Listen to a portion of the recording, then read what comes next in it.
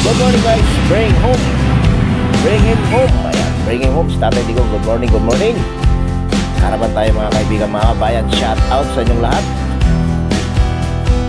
Kakaraban tayo, karaban. Ay, grabe, ang daming katao guys. Ang daming katao, puro bida.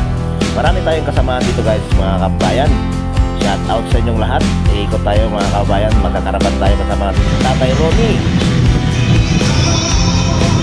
Dito na tayo guys.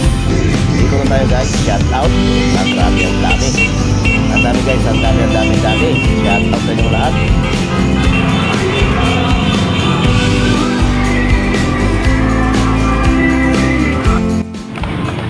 Maraming salamat at katuwang namin kayo sa pagtindig para sa tama at pagtindig para sa taong nagmahal, nakipaglaban ang kanyang kagustuhan, magkaroon ng katahimikan ang bayang ito.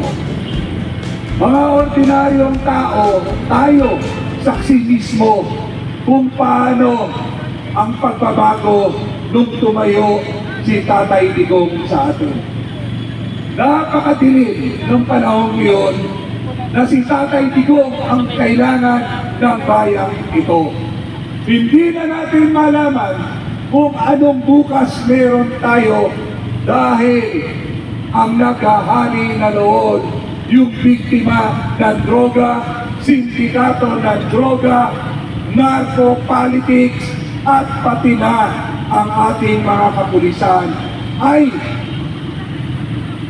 hindi na rin natin malaman kung to serve and to protect. Si Tatay Digong ay pinili ng ordinaryong tao.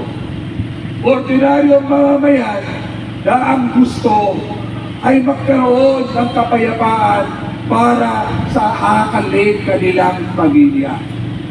Nakakalungkot dahil yung taong tunay na nagmahal sa mga maralita at ordinaryong tao ay biktima ng masama at lumang pamumulitika. Nakakalungkot dahil pinatunayan niya nung siya ay nanungkulan, di wala ni 5 o 1,000 o anumang salapi na galing sa bayan ay ang kanyang binulsa. Makikita naman natin sa pamumuhay ni Tatay Digong, isang ordinaryong tatay pa rin, isang ordinaryong tahanan pa rin, samantalang ilang taon na naglilingkod sa pamilya, sa bayang ito, pero wala at hindi yumaman. Ang tanging angat at sinuportahan ng ilang milyong Pilipino na ang kagustuhan magkaroon ng kapayapaan, magkaroon ng katahimikan at kinabukasan ng kanilang mga anak. Noong araw na yon, yung mga oligarko, yung mga negosyante, kasabwat ng mga politiko, sila ang nagpapasasa ng yaman ng ating bayan.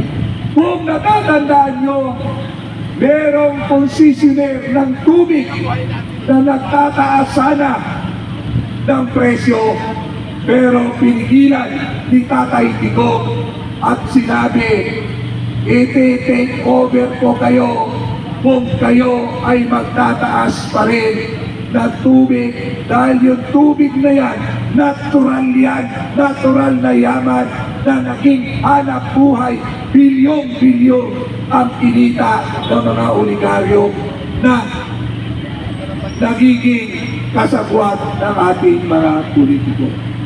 Binago niya ang sistema.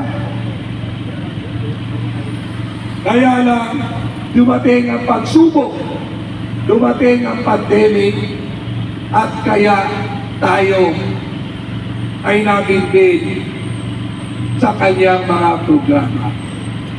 Pero during ng pandemic, nakita naman natin Dahil siya ay pinaniniwalaan at siya ay sinusuportahan, lahat halos ng mamamayan ay sumusunod sa kanya.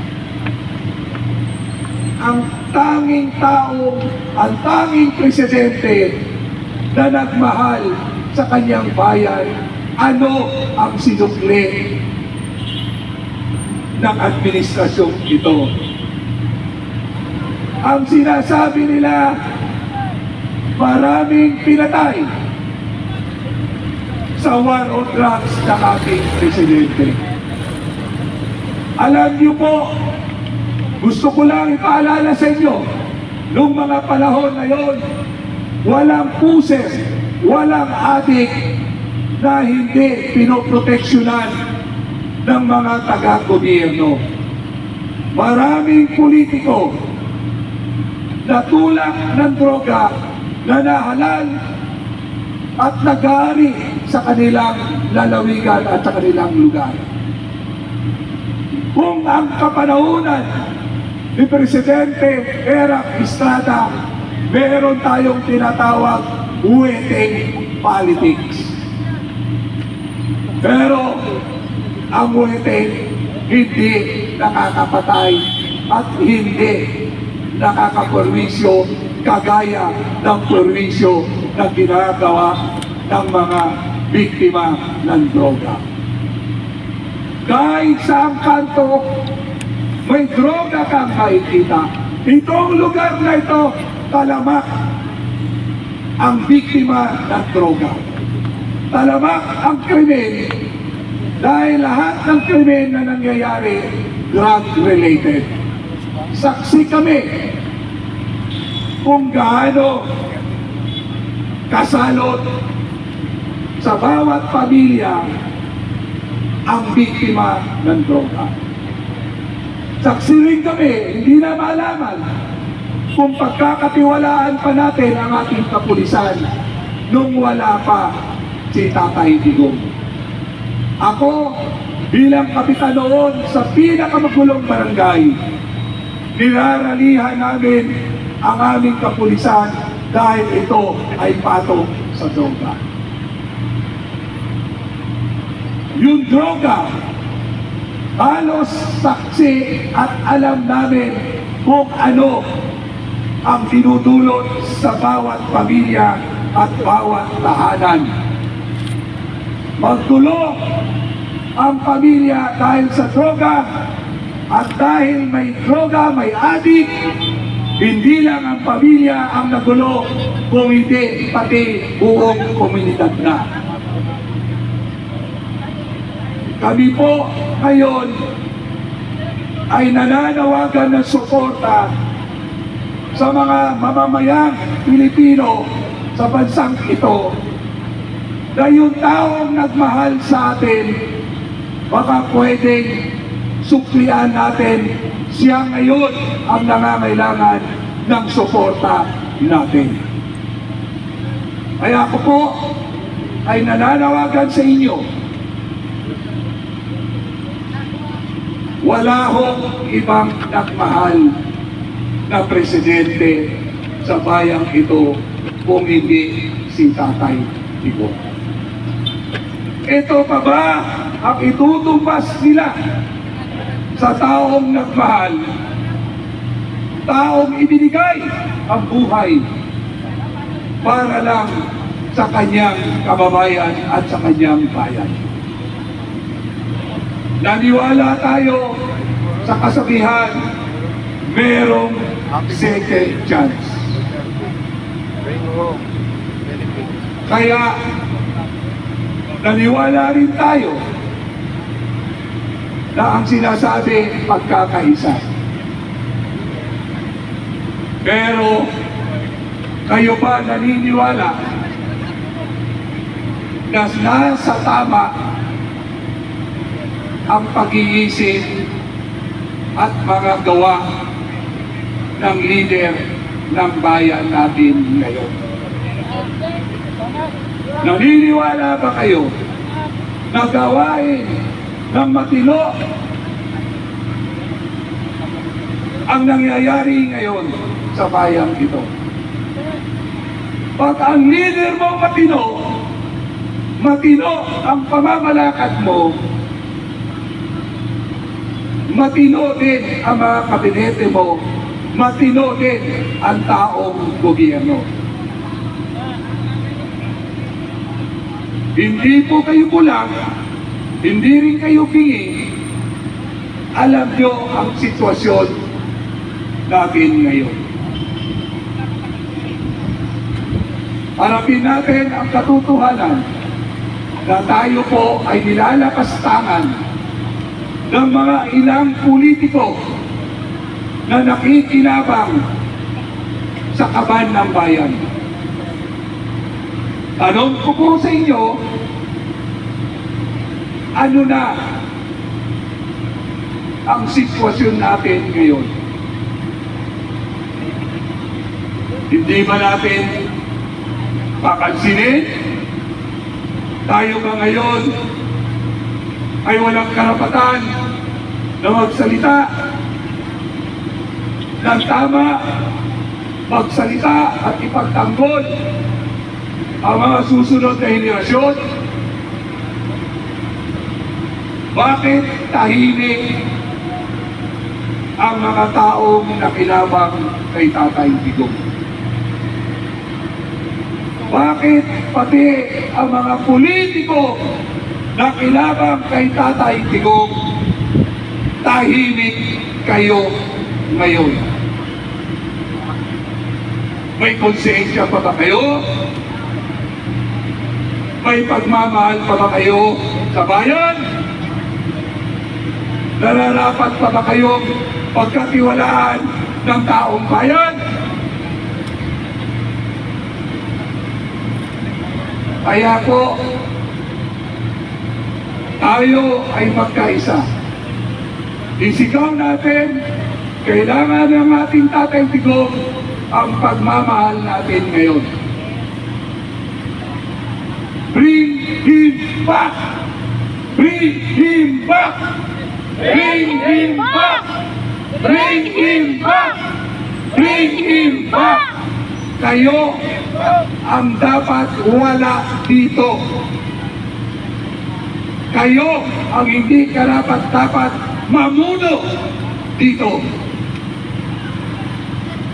Ibalik ninyo si Tatay Digong. Ibalik si Tatay Digong.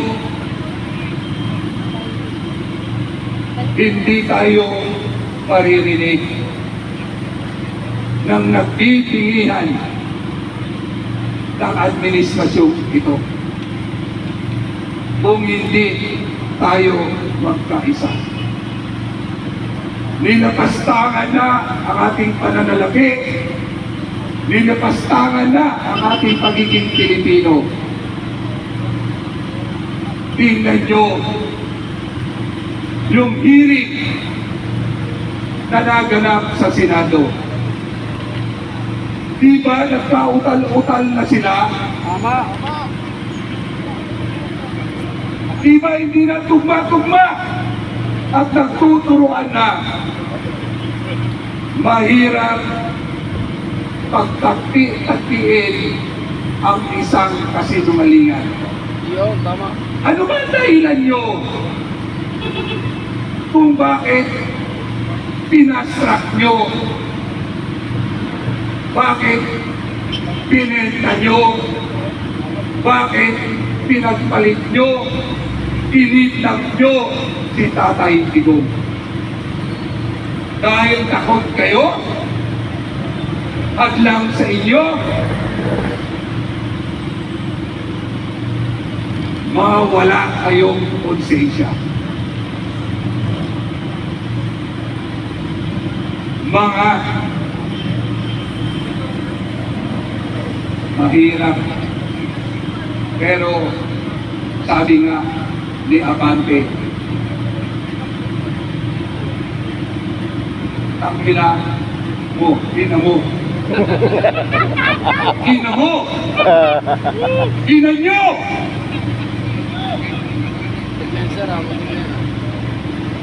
Kaya sama-sama tayong tumindig para sa taong nagmahal sa atin. Mabuhay ang Pilipino! Mabuhay ang Pilipinas! Bring him back! Bring him back! Bring him back! Bring him back! Tatay Digong, ito lang ang kaya namin